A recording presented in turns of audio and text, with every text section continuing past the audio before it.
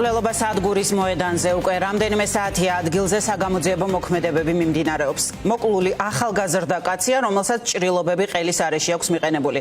რამდენიმე პირს პოლიციაში ახლაც კითხავენ. რა ხდება შემთხვევის ადგილას და რა მუხლით დაიწყო გამოძიება, ლიზი ვეკუა მოგვიყვება დეტალებს. შემთხვევა სადგურის მოედნის მიმდებარე ტერიტორიაზე ზუსტად ამ ადგილას მოხდა. ახლა თქვენ კადრში ხედავთ, რომ უკვე დასრულებულია აქ საგამოძიებო მოქმედებები და რამდენიმე წუთის წინ გარდა მოკლული 55 წლის კაცის ცხედარი პროზექტურაში გადაასვენეს. შინაგან საქმეთა სამინისტრომაც გააკეთა ამასთან დაკავშირებით განცხადება და ისინი ამბობენ, რომ გამოძიება დაწყებულია სისხლის სამართლის კოდექსის 117 მუხლით, რაც ჯანმრთელობის განზრახ მძიმე დაზიანებას გულისხმობს, რამაც გამოიწვია სიცოცხლის მოსპობა. როგორც თვითმხილველები ჩვენთან საუბრისას აღნიშნავენ და ამბობენ, შემთხვევა მოხდა დაახლოებით 2 საათის წინ სადგურის მოედნის მიმდებარე ტერიტორიაზე და ამ მამაკაცს, რომელიც გარდაცვლილია, მიაყენეს ჭრილობა ნიკაპის არეში, რის შედეგადაც ის ადგილზევე გარდაიცვალა. დაახლოებით 10 წუთის შემდეგ, რაც მას ჭრილობა მიაყენეს, ამის შემდეგ გამოჩნდა სასწრაფო ადგილზე, თუმცა ამ 10 წუთის განმავლობაში ცდილობდნენ მოქალაქეები მის გადარჩენას თავიანთი ძალებით და სასწრაფოს მოსვლისას უკვე მამაკაცი დახვდათ უგონო მდგომარეობაში, შესაბამისად სასწრაფომაც ვერ მოახერხა მისი გადარჩენა. თვითმხილველები ასევე ამბობენ იმასაც, რომ როდესაც ისინი მოვიდნენ მის დასახმარებლად, მამაკაცი სისხლის გუბეში იწვა და მას ძალიან დიდი ჭრილობა ჰქონდა ნიკაპის არეში მიყენებული.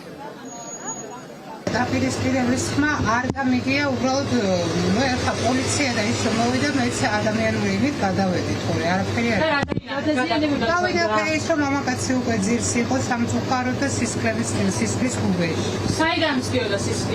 ჭრილობა ჰქონდა თუ? ჭრილობა ხო ესე, ნუ ყელთან. ის რომ დააჭრეს თუ რაღაცა და გადავედი უკვე დაღუპული იყო. დაპირისპირების ხმა ხომ არ გამიგია? არაფერი საერთოდ არ ყოფილა აქ, მე არ გამიგია. ის მარტო კაცი მოკვდა და ამჩენი ყავით. ხალხი შეგრო და მაშინ დავედი მარტო და დავინახე კაცი იყო წაქცეული და მიდიოდა. გამოძიების ინტერესებიდან გამომდინარე ვერ გიპასუხა.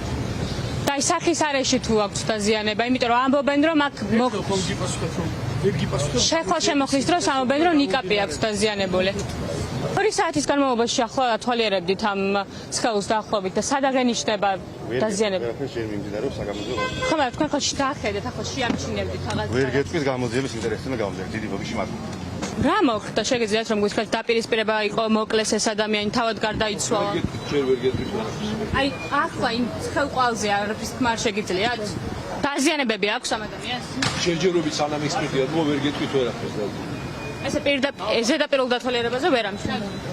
გარკვეული დათვალიერება უნდა ჩატარდეს ექსპერტთან ერთად, აქედან გამომდინარე ჯერჯერობით ვერ მოგახსენებთ ვერაფერს. აი თვითმხილველები თუ გამოკითხეთ, ან აქ არის ძალიან ბევრი კამერა ჩვენ ვხედავთ. არაფერი მიმდინარეობს გადაუდებელი საგამოძიებო მოქმედებები, როცა გაირკვევა, მაშინ შეგიძლიათ მიმართოთ ჩვენ პრესამსახურს და გეკითხოთ. როგორც უკვე გითხარით, ყველობა სადგურის მოედანზე დაახლოებით 3 საათის წინ ზუსტად ამ ტერიტორიაზე მოხდა. აქ იყო სისხლის გუბეც, ექსპერტ-კრიმინალისტები დაახლოებით 2 საათი მუშაობდნენ ადგილზე და მათ რამდენიმე წუთის წინ გადაასვენეს პროზექტურაში უკვე მოკლული 55 წლის მამაკაცის ცხედარი. როგორც მოისმინეთ, თვითმხილველები ამბობენ, რომ შელაპარაკების დროს მას ჰქონდა შელაპარაკება ორ პირთან, როდესაც ერთ-ერთმა მათგანმა ნიკაპის არეში მიაყენა ჭრილობა და ამის შედეგად სამწუხაროდ ეს ადამიანი ადგილზევე გარდაიცვალა. როგორც შინაგან საქმეთა სამინისტრო ამბობს, გამოძიება დაწყებულია სისხლის სამართლის კოდექსის 117 მუხლით, რაც ჯანმრთელობის განზრახ მძიმე დაზიანებას გულისხმობს.